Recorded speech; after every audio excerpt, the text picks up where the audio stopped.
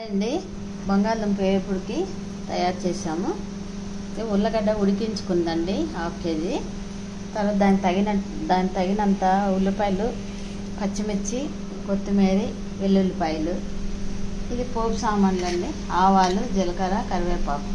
ఇప్పుడు స్టవ్ వెలిగిద్దామండి.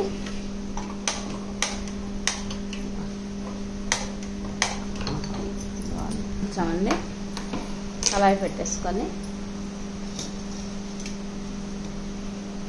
నూనె వేసుకుంటున్నాము తగినంత. చూడండి నూనె మరిగింది. ఇప్పుడు ఆవాలు, జీలకర్ర ముందు వేసుకోవాలండి.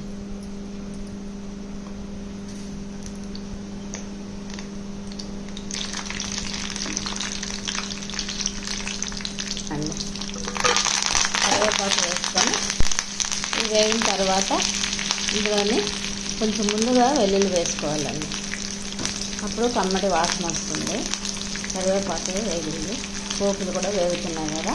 ఇవన్నీ కలిపి వేగిన తర్వాత ఈ పచ్చిమిర్చి, ఉల్లిపాయలు తరిగినాం కదా, ఇవి వేసుకోవాలండి.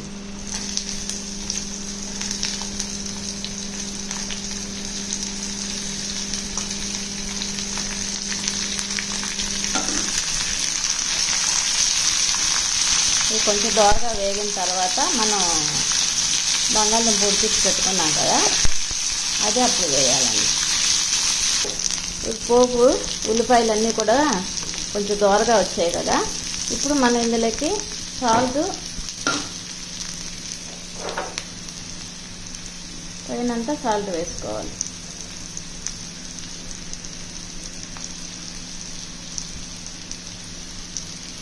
అలాగే పసుపు పొడి కూడా ఇందులో పోపులోనే వేసేసుకోవాలి.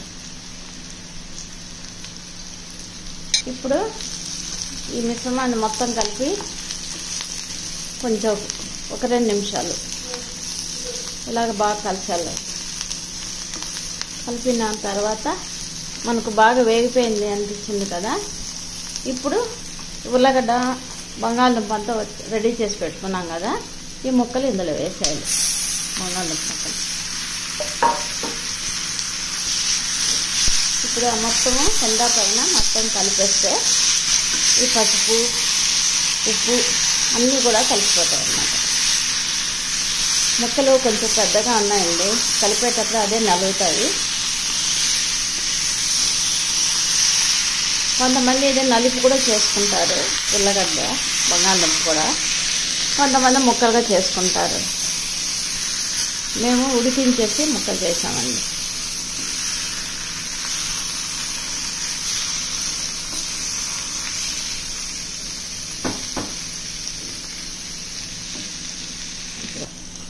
ఇప్పుడు చూడండి ఇది వేగిపోయింది, మొత్తం కలిసిపోయింది.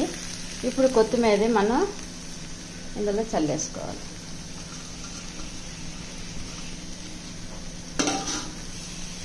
కొత్తిమీర వేసాం కదా, ఇప్పుడు ఇది మొత్తం కలిపేసి మూత పెట్టేసుకోవాలి.